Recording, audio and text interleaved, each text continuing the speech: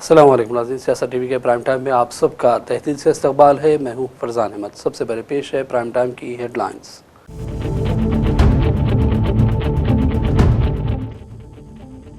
Chief minister Revanth Reddy ने गच्चीबौली हैदराबाद में नए इंटीग्रेटेड सब रजिस्ट्रार ऑफिस का रखा संग बुनियाद, आवाम को बेहतर सहूलतें फराहम करने का आज़म।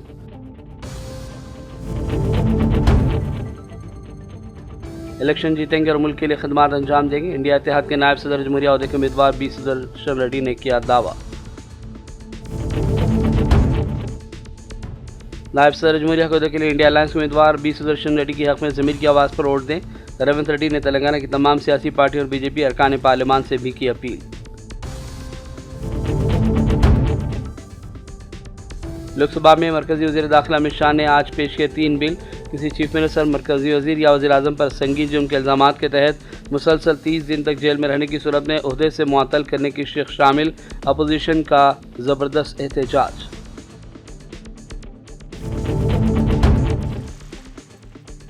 अपोजिशन के खात्मे और चंद क़यादीन का सियासी कैरियर ख़त्म करवाने के लिए लाए गए एनडीए की जानिब से bill. Congress senior leader Hemant Rao की मोदी हुकूमत पर सख्त तनकीद।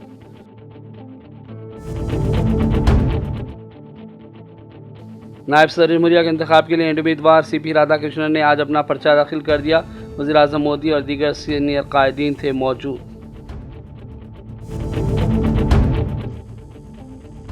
कांग्रेस से राहुल गांधी ने अपने वालिद और साबिक़ वज़ीर आज़म राजीव गांधी की यौम पैदाइश पर लिखा जज्बाती पोस्ट। जमहूरियत और आइन के इस्तेहकाम का दिया हवाला। खड़गे, सोनिया, प्रियंका समेत दीगर क़ायदीन ने पेश किया खैराज। और गजा पर जालिम इसराइली फ़ौज की वहशियाना नस्लकुशी की जंग आज भी जारी रही। आज सुबह से दर्जनों फ़िज़ाई हमले, कम से कम 35 फ़लस्तीनी शहरी शहीद, मुतादिद हुए ज़ख्मी। हेडलाइंस आपने देखी और पेश खबरों की तफसीलात शुरुआत करेंगे बड़ी खबरों से। चीफ मिनिस्टर तेलंगाना रेवंत रेड्डी ने गच्चीबौली हैदराबाद में नए इंटीग्रेटेड सब रजिस्ट्रार ऑफिस का बाज़ाब्ता तौर पर आज संग बुनियाद रखा। तफसीलात के मुताबिक 30 करोड़ रुपए की लागत का इस्तेमाल करते हुए इसे तामीर किया जा रहा है। इस मौके पर दीगर रियासती वज़रा, GHMC अहदेदारान और दीगर कई महकमों के अफसरान ने भी शिरकत की। इस मौके पर रेवंत रेड्डी ने शहर हैदराबाद की तरक्की समेत दीगर अमूर का तज़किरा किया और अवाम को बेहतर सहूलतें फराहम करने का अज़म भी ज़ाहिर किया। इंडिया इत्तेहाद के नायब सदर जमहूरिया अहदे के उम्मीदवार बी सुदर्शन रेड्डी ने दावा किया कि वो इलेक्शन जीत जाएंगे और नायब सदर जमहूरिया के अहदे पर फायज होंगे। उन्होंने कहा कि बात जनूब या शुमाल की नहीं है बल्कि एक बावकार अहदे की है। Because it is the parliamentarians who elect the vice president. It is not the political parties. Political parties may sponsor the candidates. It's very interesting, sir. Both the candidates from the south. Sir, there is only one citizenship in this country. That is Indian citizenship. And I think myself and Sri Radhakrishnan ji are Indian nationals. Whether it is south, north, east, west, nothing. you talk to Mallikarjun Kharge Sahab, Stalin Sahab, Rahul Gandhi and other senior leader of India bloc? Not yet. I will talk to them. The representatives. You are confident about your... Thank you so much. Why not, sir? What is the problem with me? I don't look like that. I was looking very handsome. Thank you. Thank you very much. Thank you very much. Sir. Chief minister Telangana Revanth Reddy ने तेलुगु देशम समेत दीगर जमातों के कायदीन से appeal की कि वो नायब सदर जमहूरिया अहदे के उम्मीदवार बी सुदर्शन रेड्डी को कामयाब बनाने में मदद करें। हैदराबाद में मीडिया से बातचीत के दौरान रेवंत रेड्डी ने कहा कि बिहार में राहुल ने दस्तूर बचाने और बचाने मुहिम चलाई और इंडिया इत्तेहाद के उम्मीदवार दस्तूर के तहफ़्फ़ुज़ के लिए बेहतर अंदाज में खिदमात अंजाम दे सकते हैं। ऐसा कोई सवाल नहीं उठता है क्योंकि he is not Congress party man, he is constitutional expert and legal expert. Definitely India गठबंधन के तरफ से अगर सुदर्शन रेड्डी जी का नाम है तो हम लोग सब खुशी हो जाएंगे कि हम लोग अगर हमें पूछे तो भी हम लोग जरूर हाँ बोलने वाले हैं, क्योंकि अभी संविधान कॉन्स्टिट्यूशन को बचाने के लिए जो राहुल गांधी जी बिहार में जो पद यात्रा कर रहे हैं तो वो समय पर कॉन्स्टिट्यूशनल एक्सपर्ट अगर वाइस प्रेसिडेंट बने तो देश के लिए अच्छा है। इसीलिए हम सब लोग तेलुगु स्पीकिंग के जितने भी लोग हैं, तो हिंदुस्तान में दूसरी लैंग्वेज तेलुगु है, पहले लैंग्वेज हिंदी है, दूसरी लैंग्वेज तेलुगु है, हाईएस्ट स्पीकिंग लैंग्वेज। तो अभी तेलुगु के लिए एक मौका मिले, इसीलिए हम लोग सब इकट्ठा होकर 60 MP लोग हैं राज्यसभा लोकसभा में, 60 मिलकर सुदर्शन रेड्डी जी को वोट देने का जरूरी है। इसीलिए मैं ये गुजारिश करता हूं सब विपक्षी दल से, वो तेलुगु देशम, जनसेना, YSR, BRS या MIM, कोई भी पार्टी हो, पार्टी अलग है, जाति अलग है, अब जाति सब इकट्ठा होकर सुदर्शन रेड्डी जी को मदद देना बहुत जरूरी है। मुख्यमंत्री जी, एक ये सवाल उठ रहा है कि आप ही ने कहा जो एक्सपर्ट कमेटी के चेयरमैन थे, इंडिपेंडेंट चेयरमैन थे और उन्होंने सहयोग किया आप लोगों के प्रोसीजर में, तो क्या उससे ये बात नहीं साबित होता है या फिर ऐसा अंदाजा नहीं लगाया जा सकता कि आपकी तरफ से, आपके सहयोगियों की तरफ से, तेलंगाना कांग्रेस की तरफ से उनका नाम पुश किया गया है? नहीं, हम लोग कोई किसी ने पुश करने का जरूरी नहीं है। इंडिया गठबंधन को पता है, क्योंकि हम लोग उनके सुझाव ले जाकर पार्लियामेंट में सब एमपीओं को हम लोग को दिखाए थे कि ये जो जाति गणना में जो किया उसमें इंडिपेंडेंट लीगल एक्सपर्ट्स का योगदान क्या थे, हम लोग पूरा एमपीओं को दिल्ली में दिखाए थे, आपको पता है, और जंतर मंतर में भी हम लोग धरना दिए थे on behalf of all these experts committee report के ऊपर से। तो इसीलिए आज सबको पता है इंडिया गठबंधन को जस्टिस सुदर्शन रेड्डी क्या है, कैसे है, वो कितना लीगल एक्सपर्ट है एंड ये जाति गणना में जो उनका योगदान क्या है सबको पता है। इसीलिए सब मिलकर ये निर्णय लिया हुआ है। लोकसभा में आज मरकजी वज़ीर दाखिला अमित शाह ने 3 बिल पेश किए, जिनके तहत किसी वज़ीर, वज़ीर आला, मरकजी वज़ीर या वज़ीर आज़म पर संगीन जुर्म के इल्ज़ामात के तहत मुसलसल 30 दिनों तक जेल में रहने की सूरत में उन्हें ओहदे से मुअत्तल करने की शिक़ भी शामिल है। बिल के पेश होने के दौरान ऐवान में शदीद हंगामा आराई हुई और अपोजिशन के अरकान ने ज़बरदस्त एहतजाज किया। कुछ अरकान ने लोकसभा की वेल में आकर नारेबाजी की, जबकि चंद अरकान ने बिल की कापियाँ फाड़ी और कागज़ के टुकड़े अमित शाह की जानिब फेंके। अमित शाह ने बिल पेश करते हुए कहा कि हुकूमत चाहती है कि ये बिल पार्लिमानी मुश्तरका कमेटी को भेज दिया जाए ताकि इस पर गौर हो, लेकिन इसके बावजूद बिल की भरपूर मुखालिफत की गई। उन्होंने कांग्रेस रुकन केसी वेणुगोपाल की तनकीद का भी जवाब दिया और कहा कि जब वह झूठे मुकदमे में जेल गए तो उन्होंने अखलाकी उसूलों के मुताबिक अपने ओहदे से भी इस्तीफा दिया था। तेलंगाना कांग्रेस के सदर महेश कुमार गौड़ ने कहा कि मरकजी हुकूमत मुजरिमाना केसों का सामना करने वाले अरकान पार्लिमान, चीफ मिनिस्टर्स और दीगर हुकाम को बरतरफ करवाने के लिए बिल मुतारिफ कर रही है, लेकिन क्या इस पर अमलावरी होगी, ये बड़ा सवाल है। सेंट्रल गवर्नमेंट एक बिल लाने वाले थी, 30 दिन जो भी नेता सीएमओ पीएमओ बिल लाने में अच्छी बात है, बिल ला रहे, लेकिन इसको पालन करना है ना। आज बीजेपी पार्टी कॉन्स्टिट्यूशनल इंस्टीट्यूशंस को पूरों को बर्बाद कर रही, डिसमेंटल कर रही। बिल लाने से फायदा क्या है? बिल लाना अच्छा है, लेकिन बिल का पालन करना है ना। आज बीजेपी किस बिल का पालन कर रही है? इलेक्शन कमीशन ऑफ इंडिया को जेब में लगा के चल रही है। डेमोक्रेटिक सिस्टम को बर्बाद कर रही बीजेपी सरकार।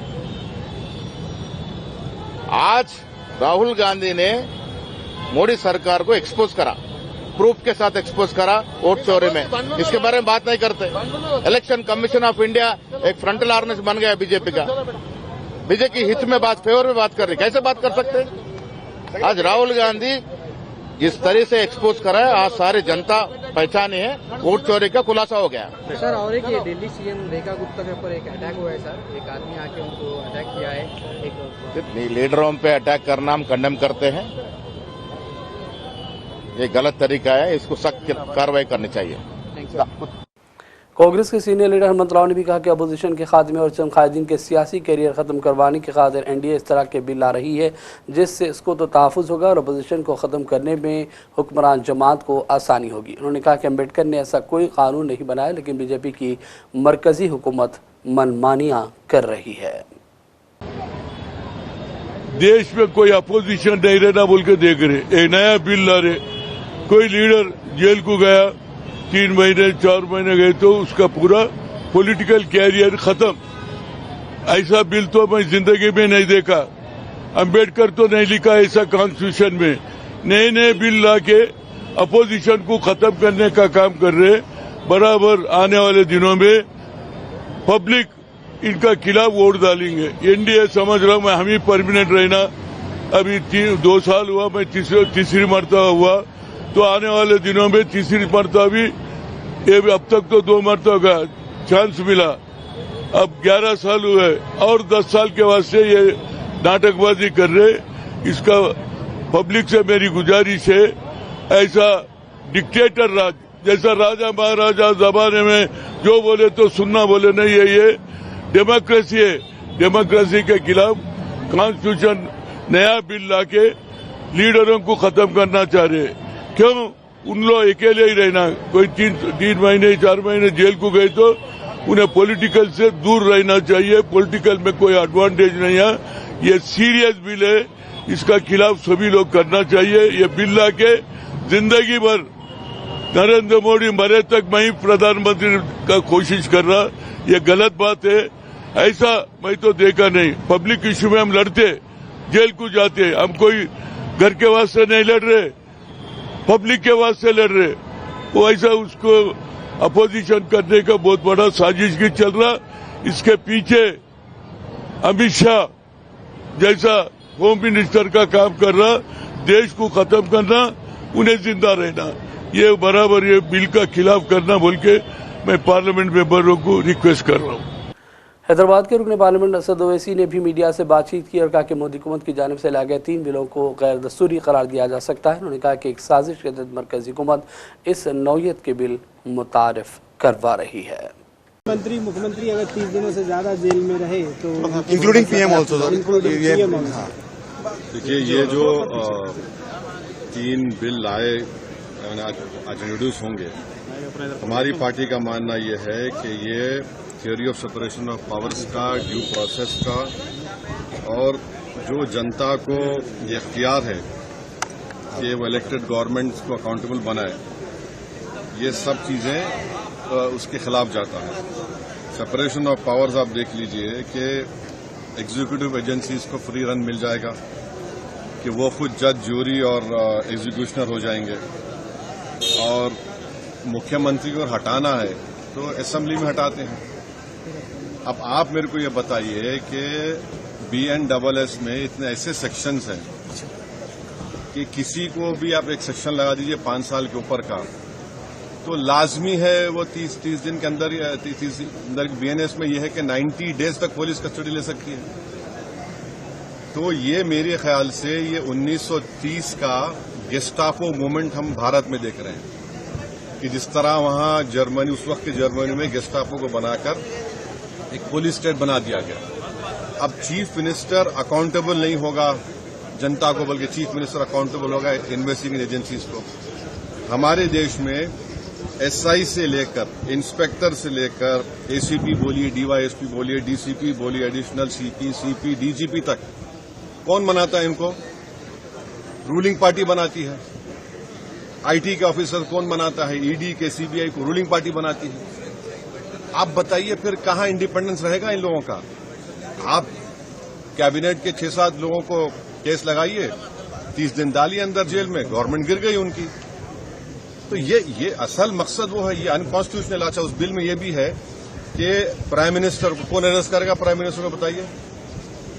और प्राइम मिनिस्टर ये उसमें उस बिल में कह रहे हैं, प्राइम मिनिस्टर के बिल में कह रहे हैं कि प्रेसिडेंट करेगा। अरे भाई, संविधान में हमने लिख दिया कि the president will act on the aid and advice of the council of ministers. Congress के रुकन पार्लियामेंट मल्लू रवि ने कहा कि सुदर्शन रेड्डी को इंडिया इत्तेहाद ने नायब सदर जमहूरिया का उम्मीदवार बनाया और हम उम्मीद रखते हैं कि उन्हें कामयाबी हासिल होगी। कांग्रेस की कोशिश है कि इलाकाई जमातों की तायद भी हमें हासिल हो जाए ताकि सुदर्शन रेड्डी ये इंतखाब जीत जाएं। We, the parliament members of Telangana, are extremely happy that Mr. Sudarshan Reddy name is announced for Vice President of India by India Bloc, and there is every possibility that Mr. Sudarshan Reddy may be elected as Vice President of India, though apparently the number is short. The other day in Constitution Club elections, NDA wanted to elect one person, and the person who is not to be elected is elected with the support of Congress party. But we can't see Constitution Club elections No, on the one side and Constitution elections Club on the other side. is not by general public. Yeah. It is all MPs only. That is why I am telling. Yeah. No, the defeat of the candidate of NDA is a defeat of NDA party. Now also there may be a possibility of defeat of NDA candidate. But when we talk about the statistics, the number game, it is against the India Same- Alliance. But do you have any Same linkage thing- with TDP or Same thing holds good with the last constitutional election also. Now we are trying to talk to TDP, YSRCP and all other Telugu speaking MPs to vote to here, because during PV Narasimha Rao, when he contested as MP as Prime Minister, that time Chief Minister NT Ramarao, he has not kept any candidate against him, thinking that it is the Telugu pride. Now this is also Telugu pride. Hence we feel all Telugu people may be telling openly that they will support NDA, but they will definitely support our candidate only. Do you have any talks with the TDP, because it's all about We just wanted to start meeting individually and collectively also. And through you we are requesting all the TDP, YSRCP and others, even from Punjab, Bihar, Nitish Kumar also to support the candidature of Sudarshan Reddy.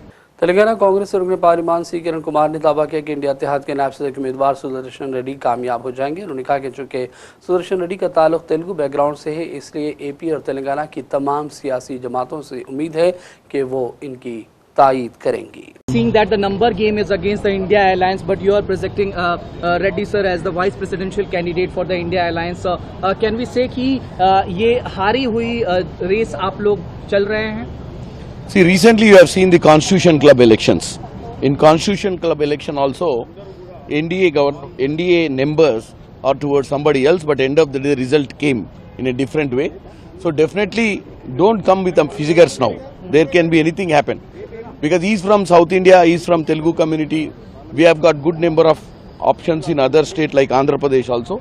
Definitely we will try to turn the ball around. We will make sure numbers is, whatever the numbers you are seeing in regard to the India Alliance is not that what you can see.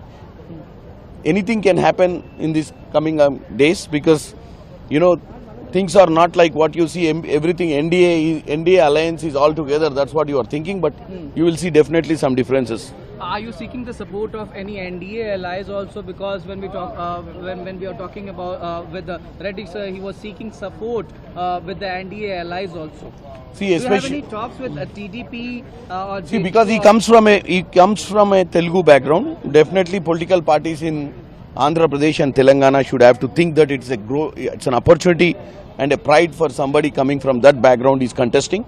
So definitely there will be a change, there will be a discussion, there will be a dialogue between these parties. And I'm not talking about the political parties, there is the individual perceptions also will happen, and individual voting, there is no whip in this. As you know that Vice President election doesn't have any whip, it's an individual thing. So definitely there will be some people who wish to vote the Vice President of India, Mr. Sudarshan Reddy. When we talk about the TDP, they are with the NDA's Vice Presidential candidate Radhakrishnan sir. So do you have any talks with the TDP to seek support for the India Alliance candidate? See, definitely, as I said to you, the parties will openly say something, but whatever happens. But it's all about Andhra Asmita, na? He's from Andhra Pradesh, TDP is yeah. Definitely, that's what I am saying. Talking to the media as an NDA alliance partner, because now 18th Lok Sabha savior is the TDP party, so they openly say that, but definitely the members of NDA party will take a call on this. Okay, thank you so much for giving me time to ANI. साबिक़ा रियासती वज़ीर KTR ने इल्ज़ाम लगाया कि रेवंत रेड्डी के दिल्ली दौरे सिर्फ कांग्रेस की आला क़यादत को फ़ायदा पहुँचाने के लिए हो रहे हैं। तेलंगाना के किसानों और मसाइल की हुकूमत को कोई परवाह नहीं है। दिल्ली की बस्ताल मोसेदान మీద ఉన్న శ్రద్ధ, ఢిల్లీకి మూటలు మోసేదాని మీద ఉన్న శ్రద్ధ, ఎరువుల బస్తాలు తెప్పించే విషయంలో మాత్రం రేవంత్ రెడ్డి గారికి లేదు అనేది కూడా ఇవాళ తేలిపోయింది. కాళేశ్వరం ప్రాజెక్టు మీద బురద జల్లంలో ఉన్న తాపత్రయం, దాని మీద బదనాం చేసేదానిలో ఉన్న తాపత్రయం, కేసులు పెట్టేదానిలో ఉన్న తాపత్రయం, సిగ్గు లేకుండా మరి తెల్లారు లేస్తే ఇష్టం వచ్చినట్టు కేసీఆర్ గారి మీద మాట్లాడే మాటల విషయంలో ఉండే ఆరాటం రైతులకు సాయం చేసే విషయంలో మాత్రం లేదు. ఇంకా Hyderabad metropolitan water supply and sewerage board के मुताबिक आज शाम 4 बजे हैदराबाद के मुजाफात में वाक़ उस्मान सागर, जो कि गंडीपेट के नाम से मशहूर है, इसके 2 गेट उठाकर फाजिल पानी का अखराज शुरू कर दिया गया। मुसलसल बारिश और कैचमेंट एरिया में पानी की आमद को देखते हुए आबी ज़ख़ीरा लबरेज हो गया था और उसके बाद फाजिल पानी का अखराज अमल में लाया जा रहा है। నా పేరు సంతోష్ కుమార్, నేను జనరల్ మేనేజర్ అండి. ఈరోజు ఉస్మాన్ సాగర్ నీటి మట్టం ప్రస్తుతం 1788.6 అడుగులు ఉందండి. పూర్తి స్థాయి నీటి మట్టానికి చెరువులో ఉంది 1790 అడుగులకు చెరువులో ఉంది. సో ఈరోజు నీటిని విడుదల చేయడానికి నిర్ణయించి ప్రస్తుతం 2 గేట్లు 1 ఫీట్ మేర ఎత్తి కిందికి 224 క్యూసెక్లు విడుదల చేయడం అవుతుంది. సో ప్రస్తుతం 1000 క్యూసెక్ల వరద బయటికి వదులుతున్నామండి. 2 కలిపి సుమారు 1250 క్యూసెక్లు మూసిలో విడుదల చేయడం అవుతుందండి. ప్రస్తుతం ఇన్ఫ్లో ఎంత ఉంది, అవుట్ఫ్లో ఎంత ఉంది? ఇన్ఫ్లో 1200 క్యూసెక్లు ఉందండి ఉస్మాన్ సాగర్కి. అవుట్ఫ్లో 224 క్యూసెక్లు. ప్రస్తుతం ఎన్ని గేట్ల ద్వారా నీటి 2 గేట్లు ఎన్ని ఫీట్లు సార్? ఒక్కొక్క ఫీటు. Okay right sir. शरीदाबाद के मुजाफाती इलाके बचोबली में एक अफसोसनाक वाक़या पेश आया। एक माँ ने अपने 2 छोटे बच्चों के साथ कुएं में छलांग लगा दी। उसने अपने 8 महीने के शेरखार बच्चे और 3 साल के बेटे के साथ ये इंतहाई इक़दाम किया। इस वाक़े में दोनों बच्चे पानी में डूबकर हलाक हो गए, जबकि मुकामी अफराद ने माँ को बचा लिया। पुलिस ने इस सिलसिले में मुकदमा दर्ज करते हुए तहक़ीक़ात का आगाज़ कर दिया है। पंजागुट्टा फ्लाईओवर हैदराबाद की साइड वॉल से तेज़ रफ्तार बाइक टकरा गई, जिसकी वजह से 3 नौजवान पुल से नीचे गिर गए। आधी रात के वाक़या पेश आया जब वो बेगमपेट से बंजारा हिल्स की जानिब जा रहे थे। इस वाक़े को देखकर मुकामी लोग भी हैरान रह गए। मोटरसाइकिल पर सवार 3 नौजवान इस वाक़े में ज़ख्मी हो गए हैं। नायब सदर जमहूरिया के इंतखाब के लिए एनडीए उम्मीदवार सीपी राधाकृष्णन ने आज अपना पर्चा नामजदगी दाखिल कर दिया। इस मौके पर वज़ीर आज़म मोदी उनके तजवीज़ कुरिंदा बने। इस दौरान वहाँ पर वज़ीर दिफा राजनाथ सिंह, मरकज़ी वज़ीर दाखिला अमित शाह, मरकज़ी वज़ीर नितिन गडकरी और दीगर कई अरकान पार्लिमान भी मौजूद थे। कांग्रेस के सीनियर लीडर राहुल गांधी ने अपने वालिद और साबिक़ वज़ीर-ए-आज़म राजीव गांधी की यौम पैदाइश पर जज्बाती पोस्ट के जरिए अवाम के सामने अपने विजन का इजहार किया। उन्होंने लिखा कि एक ऐसा हिंदुस्तान जहां शहरी को एहतराम हासिल हो, जहां हमदर्दी और भाईचारे का माहौल हो और जहां जमहूरियत और आइन के जरिए मुल्क मजबूती से खड़ा हो। पापा आपके देखे इस ख्वाब को पूरा करना मेरी ज़िंदगी का मकसद है। उन्होंने इस अज़म को दोहराया कि वो अपने वालिद के विजन को अमली तौर पर नाफिज करने के लिए सरगर्म रहेंगे। प्रियंका गांधी ने भी अपने सोशल मीडिया पैगाम में वालिद राजीव गांधी की विरासत को याद करते हुए कहा कि उन्हें वालिद से हमदर्दी, मोहब्बत और हुब्बुल वतनी का दर्स मिला।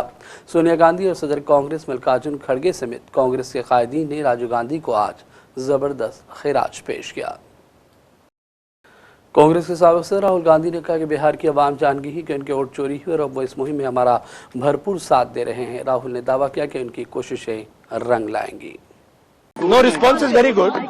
बिहार में तो अब सब लोग कह रहे हैं वोट चोरी, वोट चोरी, वोट चोरी, और ये रियलिटी है। वो जो इलेक्शन चोरी करने की कोशिश हो रही है, तो बिहार का रेजिस्टेंस आ रहा है, बहुत बढ़िया आ रहा है और जोरों से आएगा। पूरे देश का रेजिस्टेंस आएगा। देखिए आज सुबह दिल्ली की चीफ मिनिस्टर रेखा गुप्ता पर उनके सरकारी रिहायशगाह पर मुनक़िद अवामी शिकायत के प्रोग्राम के दौरान हमला किया गया। तलात के मुताबिक हमलावर की शनाख्त 41 साला राजेश के तौर पर की गई। उसका ताल्लुक गुजरात से बताया जा रहा है। पुलिस ने इस हवाले से तहक़ीक़ात का आगाज़ कर दिया है। और बात करेंगे फ़लस्तीन के हवाले से। गज़ा पर काबिल इसराइली फ़ौज की वहशियाना नस्लकुशी की जंग आज भी जारी रही। इसराइल की ज़ालिम फ़ौज ने आज सुबह से दर्जनों फ़िज़ाई हमले किए और इन ताज़ा हमलों की वजह से कम 35 शहरियों की शहादत की इत्तलात हैं, जबकि दर्जनों ज़ख्मी हो गए। ज़ख्मियों की बड़ी तादाद खान यूनिस के नासिर मेडिकल कॉम्प्लेक्स में मुंतकिल की गई। ये वो अफराद थे जो इमदाद के हुसूल के लिए जमा हुए थे, लेकिन ज़ालिम इसराइली फ़ौज की गोलियों का निशाना बन गए। वज़ारत सेहत फ़लस्तीन के मुताबिक गज़ा पर जारी नस्लकुशी में अब तक 62,000 से ज़्यादा फ़लस्तीनी शहीद हो चुके हैं, जबकि 1.5 लाख से ज़्यादा इस जंग के दौरान ज़ख्मी हुए। 10,000 से ज़्यादा अफराद अभी भी लापता बताए जा रहे हैं। और अब आखिर में हेडलाइंस पर डालेंगे एक और नज़र।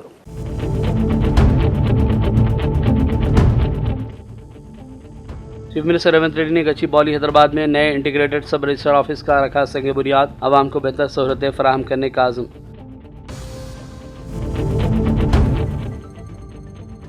इलेक्शन जीतेंगे और मुल्क के लिए खिदमत अंजाम देंगे, इंडिया इत्तेहाद के नायब सदर जमहूरिया अहदे के उम्मीदवार बी सुदर्शन रेड्डी ने किया दावा। नायब सदर जमहूरिया के अहदे के लिए इंडिया अलायंस के उम्मीदवार बी सुदर्शन रेड्डी की हक में ज़मीर की आवाज़ पर वोट दें। रेवंत रेड्डी ने तेलंगाना की तमाम सियासी पार्टी और बीजेपी अरकान पार्लियामान से भी की अपील। लोकसभा में मरकजी वज़ीर दाखिला अमित शाह ने आज पेश किए 3 बिल। किसी चीफ मिनिस्टर, मरकजी वज़ीर या वज़ीर आज़म पर संगीन जुर्म के इल्ज़ामात के तहत मुसलसल 30 दिन तक जेल में रहने की सूरत में ओहदे से मुअत्तल करने की शिक शामिल। अपोजिशन का ज़बरदस्त एहतजाज।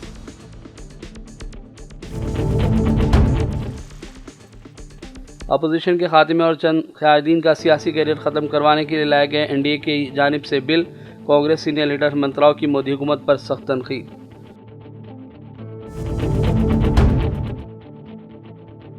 नायब सदर जमहूरिया के इंतखाब के लिए उम्मीदवार CP राधाकृष्णन ने आज अपना पर्चा दाखिल कर दिया। वज़ीर आज़म मोदी और दीगर सीनियर क़ायदीन थे मौजूद। कांग्रेस से राहुल गांधी ने अपने वालिद और साबिक़ वज़ीर आज़म राजीव गांधी की यौम पैदाइश पर लिखा जज्बाती पोस्ट। जमहूरियत और आइन के इस्तेहकाम का दिया हवाला। खड़गे, सोनिया, प्रियंका समेत दीगर क़ायदीन ने पेश किया खैराज। और गजा पर जालिम इसराइली फौज की वहशियाना नस्लकुशी की जंग आज भी जारी रही। आज सुबह से दर्जनों फ़िज़ाई हमले, कम से कम 35 फ़लस्तीनी शहरी शहीद, मुतादिद हुए ज़ख्मी। प्राइम टाइम का सिलसिला फ़िलहाल यही ख़त्म करते हैं। मोहम्मद फरजान अहमद को पूरी टीम के साथ इजाज़त दें। देखते रहिए सियासत TV। अल्लाह हाफ़िज़।